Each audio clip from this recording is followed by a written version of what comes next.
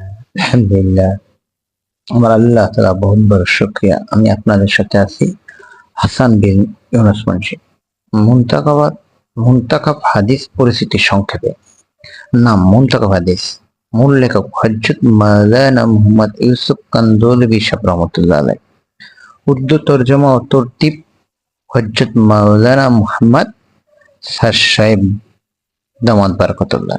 বাংলা অনুবাদ মাওলানা মোহাম্মদ জুবায়ের সাহেব, মাওলানা রবিউল হক সাহেব, মুফতি মোহাম্মদ উবাইদুল্লাহ সাহেব। প্রকাশনী দারুল কিতাব, 50 বাংলা বাজার, ঢাকা 1100। সংখ্যা 1 পিস, পৃষ্ঠা 842, কভার হার্ড কভার, মূল্য 220 টাকা। হযরত মাওলানা ইউসুফ কান্দলবি রহমাতুল্লাহ কর্তৃক সংকলিত একটি কিতাব।